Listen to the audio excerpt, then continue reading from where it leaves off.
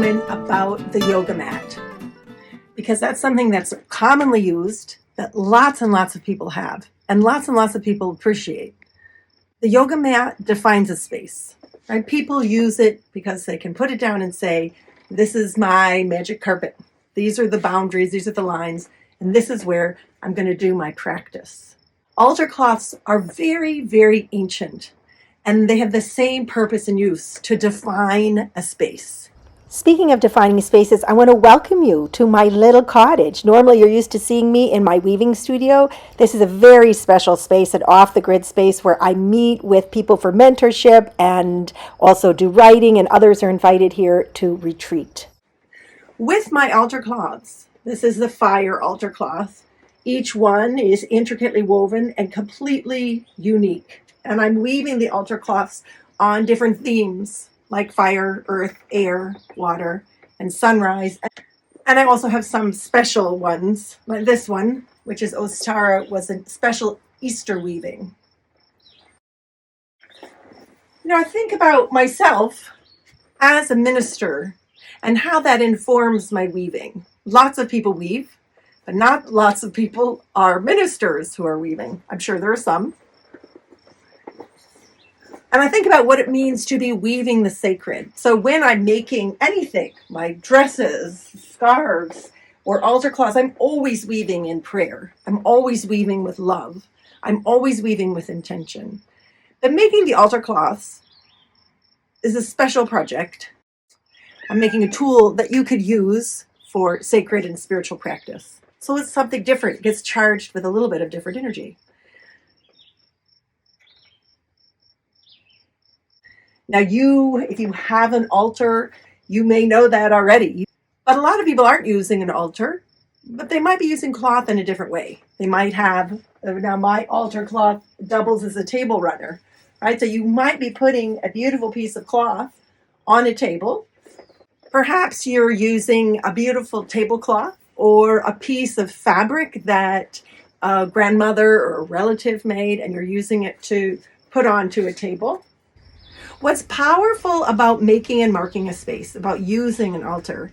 Well, there are lots of things. And I want to tell you a little bit about the ways that I've used altars and altar cloths over the years.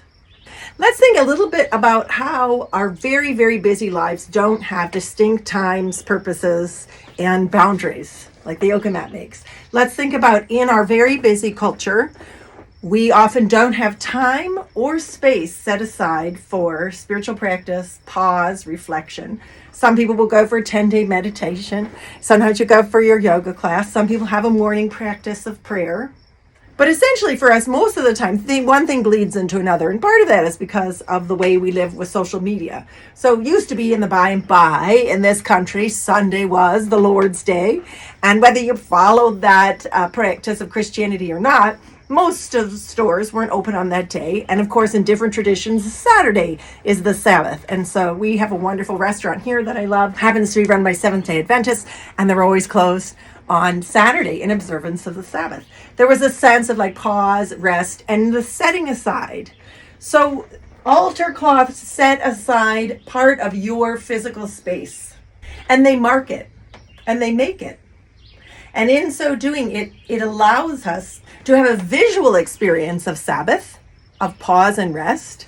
And when we have an altar set up, whether we have religious things on it or we have just simple objects like I put on here, it also brings the eye. It can be part of a table. It doesn't have to be its own table.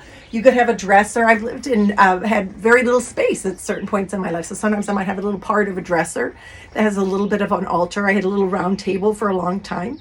That was a special altar for me.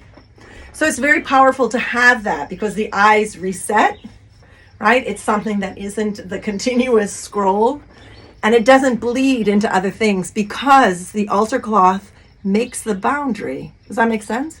It makes that and marks that space. It's also true that it's very powerful to make an altar. So if you haven't before gone through that, it's its own spiritual practice. Kind of like if you have a little Zen sand garden and you're moving things around. That's sort of what it's like. But to lay your cloth down, to put down one of your altar cloths, and then to think, what am I going to put and where and how? is very meditative, very soothing, and very healing. Let me give you an example. When my husband's grandmother passed, I made an altar for him. And it was right here on this table. I put down a beautiful cloth. I put down photographs and images of her, special things that she had given him, cards with her writing on it, some candles, flowers we'd chosen just for her. And then I surprised him with that as a special opportunity to be on his grief journey. So he came into this house and he saw this beautiful altar. And it was a way for him to be present and work through some of that grief. So you can really use your altar cloth and your altar for all different kinds of things.